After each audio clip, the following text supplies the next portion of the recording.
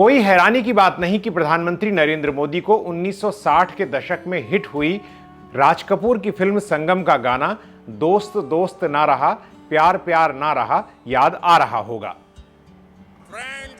जी हां, वही Donald Trump जिसके लिए मोदी ने खुद ये नारा लगाया था। अब की बार ट्रंप सरकार, नमस्ते ट्रंप, नमस्ते ट्रंप। याद है मोदी ने ट्रंप की मौजूदगी में भारत की जनता से ये कहलवा दिया था, मैं कहूंगा India US friendship, US friendship. आप बोलेंगे long live, long live, long live, long live. भला बताइए ऐसी मोहब्बत का ये अंजाम होना चाहिए था क्या? नमस्कार, मेरा नाम है हृदय जोशी और आप देख रहे हैं इको एंड एनर्जी टॉक। आज बात करेंगे अमेरिकी राष्ट्रपति डोनाल्ड ट्रंप के सनकी रवैये की वजह से भारत पर पड़ने वाले असर के बारे में, खास तौर से हमारे एनर्जी सेक्टर पर।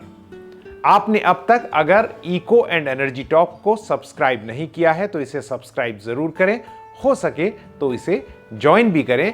इस वीडियो में कई जानकार हमारे साथ हैं। आखिर तक रहिए ट्रंप के फैसले की बारीकियों को समझने के लिए हमारे साथ। ट्रंप ने भारत के साथ व्यापार पर 25% टैरिफ के साथ यह भी कह दिया है कि वो ईरान से जो तेल और हथियार खरीदेगा उस पर एडिशनल पेनल्टी देनी होगी। कई जानकारों का कहना है कि यह टैक्स और पेनल्टी मिलाकर 50% से ज्यादा हो सकती है या हो सकता है कि 100% भी हो जाए। इससे भारत को ट्रेड में भारी घाटे का सामना करना पड़ेगा। लेकिन इससे ट्रंप को क्या?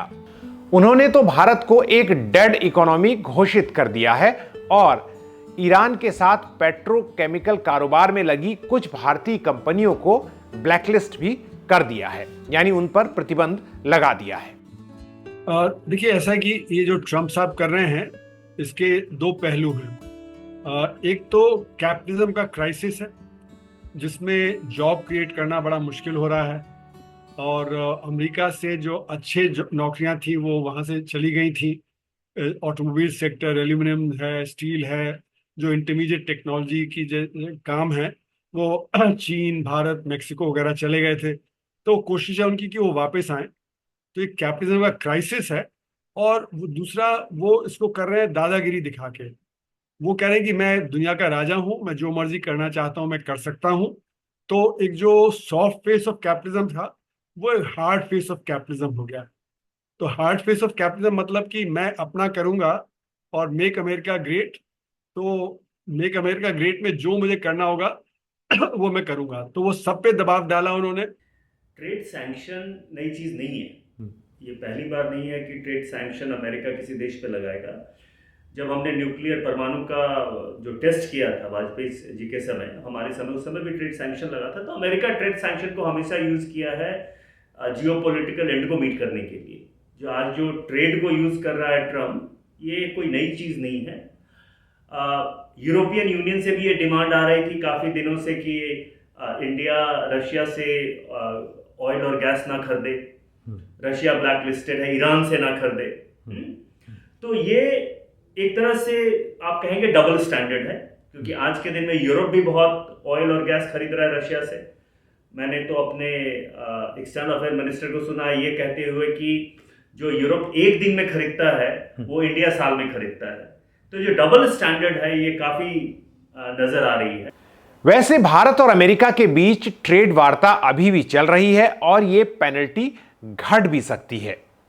हो सकता है कि जिस वक्त आप ये वीडियो देख रहे हो ट्रंप का कोई ऐसा बयान आ गया हो जिससे अभी लगाई गई दरों को उन्होंने कुछ समय के लिए सस्पेंड कर दिया हो, यानी समय सीमा को आगे बढ़ा दिया हो। ट्रंप के साथ कुछ भी हो सकता है। भारत ने कुछ ही दिन पहले ऐलान किया था कि उसने अपनी कुल इंस्टॉल्ड पावर कैपेसिटी, यानी ऊर्जा संयंत्रों की स्थापित क्षमता का 50% से ज्यादा क्लीन एनर्जी के रूप में बना लिया है। लेकिन अब भी उत्पादन का मामला हो तो भारत की 75% से अधिक ऊर्जा कोयले से ही बनती है। ऑयल और गैस का पावर जनरेशन में रोल है, लेकिन काफी कम। अब अगर यह मान भी लिया जाए कि पावर के मामले में भारत ज्यादातर कोल पर और रिन्यूएबल के साथ हाइड्रो पर निर्भर है और ऑयल और गैस का ज्यादा इस्तेमाल नहीं करता, फिर भी ऑयल और गैस की जरूरत उसे एनर्जी के दूसरे सेक्टर्स में पड़ती है, जिसमें मुख्य रूप से ट्रांसपोर्ट सेक्टर शामिल है। पेट्रोकेमिकल में प्लास्टिक, फर्टिलाइजर, डिटर्जेंट और सिंथेटिक फाइबर जैसे उद्योग शामिल हैं, जिसमें बहुत बड़ी संख्या में छोटे कारोबारी भी हिस्सा लेते हैं। फर्टिलाइजर एक बहुत बड़ा ऐसा सेक्टर है जो बिना गैस के शायद काम नहीं कर सकता आज की स्थिति में।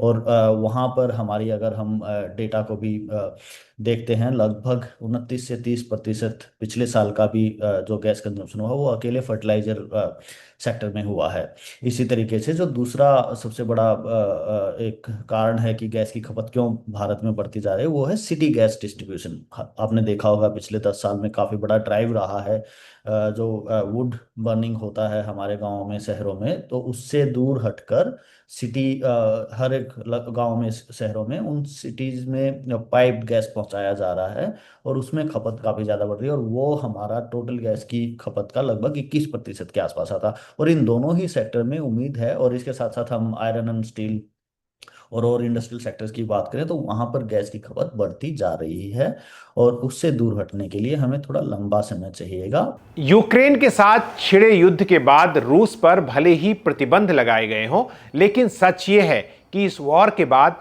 भारत रूस से सस्ता तेल खरीद रहा है। कभी रूस से भारत का तेल आयात 1% से भी कम था, लेकिन अब भारत अपने कुल आयात का 35 से 40% रूस से ही आयात कर रहा है। रूस से उसे सस्ता तेल मिल रहा है जिसे रिफाइन करके वो दूसरे देशों को भी बेच सकता है। सरकार ने अमेरिका के दबाव के जवाब में यह कहा है कि केवल भारत ही रूस से तेल नहीं खरीदता, बल्कि दुनिया के बहुत सारे देश उससे तेल खरीद रहे हैं, इसलिए उस पर लगाई जाने वाली कोई भी पेनल्टी न्यायपूर्ण नहीं होगी। पेट्रोलियम मंत्री हरदीप पुरी ने यह साफ तौर पर कहा है कि अगर रूस से तेल आयात को लेकर भारत पर दबाव डाला जाता है तो भारत दूसरे देशों से तेल आयात के विकल्प खोज सकता है। भारत पहले ही अर्जेंटीना से तेल खरीद रहा है और वो ब्राजील से भी तेल आयात करने पर विचार कर रहा है। ट्रंप न केवल भारत की इकोनॉमी को डेड बता रहे हैं और उसे धमका रहे हैं, बल्कि वो पाकिस्तान के असीम मुनीर के साथ लंच करते हैं और ये कह रहे हैं कि पाकिस्तान में वो ऑयल एक्सप्लोरेशन करेंगे और कुछ वक्त बाद पाकिस्तान हो सकता है वो तेल भारत को बेच रहा हो। ये एक तरह से जख्म पर नमक छिड़कने जैसा है, क्योंकि पाकिस्तान में बैठे आतंकवादी संगठनों ने ही कुछ हफ्ते पहले भारत में पहलगाम जैसा हमला अंजाम दिया था। दुनिया में सारे देश अपना स्ट्रेटेजिक इंटरेस्ट देखते हैं, तो अभी तक पाकिस्तान की जरूरत हुआ करती थी वेस्टर्न नेशंस को, क्योंकि अफगानिस्तान है, ईरान है, वेस्ट एशिया है, वहां पे उनको मदद चाहिए। सेंट्रल एशिया का भी एक रास्ता वहां से निकलता है, तो पाकिस्तान की एक स्ट्रेटेजिक पोजीशन थी जिसकी वजह से वो क्लोज थे। और हमारे साथ जो स्ट्रेटेजिक जो होना था जो अमेरिका के साथ, वो हो नहीं पाया है, क्योंकि हम भी थोड़ा रूस से हथियार ले रहे हैं। हमारी भी रूस से हमने ऑयल लिया, यूक्रेन पे हमने न्यूट्रलिटी करी, तो इसलिए अमेरिका को लग रहा है कि इंडिया को अपना जगह दिखाने के लिए हम पाकिस्तान को इस्तेमाल करेंगे। असल में ट्रंप ने अपनी जियोपॉलिटिक्स को साधने के लिए टैरिफ को एक ट्रम्प कार्ड बना लिया है। वो हर उस देश पर टैरिफ थोप रहे हैं जो देश उन्हें लगता है उनकी नाफरमानी कर रहा है। असल में भारत ब्रिक्स देशों का हिस्सा है और ट्रंप को ये फूटी आंख नहीं सुहा रहा। ब्रिक्स में भारत के साथ चीन और रूस जैसे देश हैं। ट्रंप प्रशासन ये मानता है कि ब्रिक्स जो है वो अमेरिका के खिलाफ काम कर रहा है और डॉलर की कीमत को नुकसान पहुंचा रहा है। लेकिन भारत की दिक्कत यह है कि भारत ब्रिक्स का ही हिस्सा नहीं है, बल्कि वो तो जापान, ऑस्ट्रेलिया और अमेरिका के साथ क्वाड में भी बैठा हुआ है। तो क्या भारत ने अपनी गुटनिरपेक्ष की नीति को त्याग कर अपना नुकसान करा लिया है? अमेरिका और भारत के बीच अभी ट्रेड वार्ता चल रही है और अमेरिका भारत की बाह मरोड़कर अपने फायदे करवाना चाहेगा।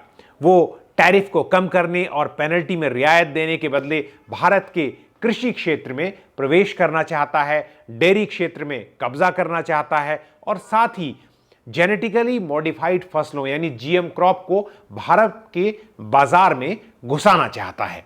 लेकिन इससे भारत के मझोले और छोटे कारोबारियों को नुकसान होने के साथ किसानों के हितों को भारी चोट पहुंचेगी। अमेरिका हमेशा चाहती है कि उनके जो जीएम क्रॉप हैं, जेनेटिकली मॉडिफाइड क्रॉप हैं, वो इंडिया एक्सेप्ट करे, लेकिन इंडिया का जो स्टैंडर्ड है पेस्टिसाइड एंटीबायोटिक का, वो नहीं मानते हैं। वो चाहते हैं कि इंडिया के जो फूड कमोडिटी जाएं उनके पास, वो उनके स्टैंडर्ड मीट करें। तो ये डबल स्टैंडर्ड अब हर एक एरिया में रिफ्लेक्ट हो रहा है ट्रेड का, चाहे वो फूड कमोडिटी हो या आप डेयरी सेक्टर को देख लें। वो अपने फार्मर को प्रोटेक्ट करना चाहते हैं, लेकिन जब हम अपने फार्मर के प्रोटेक्शन की बात करते हैं तो फिर वो उसको गवर्नमेंट सब्सिडी बोलते हैं। तो जो पूरे जो ट्रेड का जो डिबेट रहा है, मतलब आप पीछे ट्रेड आज की बात नहीं है, जो गैट है वो 1947 से चली है, WTO तो 90s में आई है। तो डेवलप्ड कंट्रीज़ का हमेशा ये रहा है कि किस तरह से वो डेवलपिंग कंट्रीज़ के रॉ मटेरियल को लेके जाएं और हमें फिनिश प्रोडक्ट दें और ट्रेड इम्बैलेंस रहे। दो चीजें ट्रंप साहब ने कहा कि एक तो क्योंकि हमारा समझौता नहीं हो पा रहा भारत से, और वो हो भी नहीं सकता क्योंकि वो कृषि का मार्केट खोलना चाह रहे हैं, और कृषि का मार्केट हम खोल नहीं सकते क्योंकि हमारे 85% जो कृषक हैं वो 5 एकड़ से कम जोतते हैं, और बहुत सारे हैं वो तो आधा एकड़, 1 एकड़, 2 एकड़ जो जोतते हैं। अमेरिका में मिनिमम फार्म साइज 250 एकड़ का है, और 250 एकड़ के फार्म पे 10 करोड़ का कैपिटल है, और मुश्किल से 2-3 लोग काम करते हैं। हमारा जो गरीब किसान है उसके पास 50,000, 1 लाख का भी कैपिटल नहीं होता है, तो हमारा फार्मर compete नहीं कर सकता। यह भी कहा जा सकता है कि ट्रंप किसी के दोस्त नहीं है, वो सिर्फ एक सौदागर है, विशुद्ध कारोबारी। वो हमारे बाजार में घुसने के लिए टैरिफ की धमकी दे रहे हैं। अपनी जियोपॉलिटिक्स को साधने के लिए, भारत को झुकाने के लिए उनकी ये धमकी आगे चलेगी या नहीं, यह भारत सरकार के रुख पर निर्भर होगा।